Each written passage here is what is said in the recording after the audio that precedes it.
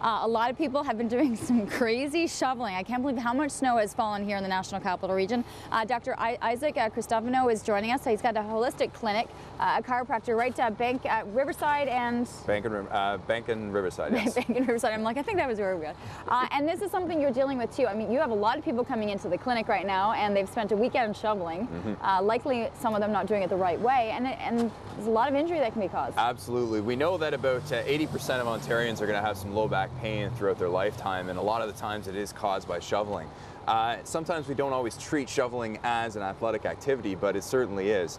If you have a whole driveway of snow, each pile of snow that you would lift with your shovel is about 5 to 7 pounds. So depending on what type of snow you have, you can be lifting hundreds of pounds before you clear your driveway completely. I think a lot of people don't take the time to warm up or at least get themselves going, and there's a lot of there's a lot of torquing, there's a lot of different movements that on one of them you go, oh, and there it goes. Yeah. So we want to try and minimize that as much as possible. So the first thing that we suggest is that you go for a nice long walk for about 15-20 minutes beforehand. That's actually the #1 thing that you can do before shoveling.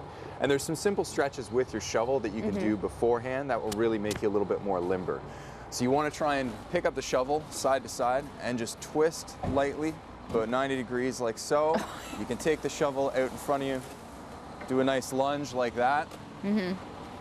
That'll cover most of your bases for warming up for the long activity ahead. Now, the one thing you said is here, you take the good shovel.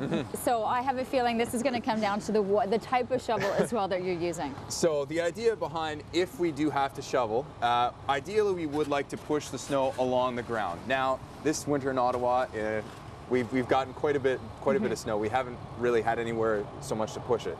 So now we're looking into lifting it. So what we're doing when we're lifting it, we want to try and keep the weight as close into our body as possible and bend with our backs as little as possible.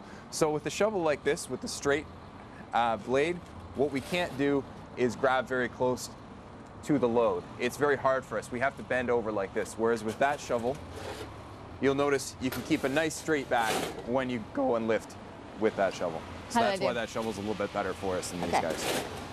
I'm good. Now what? So now, what you don't want to do is that large torquing motion that you talked about. The lift with the load and the twist and the throw. What we want to do is get down low, use our legs, use our knees, don't use our back to bend over. Lift, walk, dump. Just like that. Want to do it one more time? Do what people do the bad way. So the bad way, what we see with the bad way is usually hands up high, grab the load that's a little bit too heavy, and throw like that.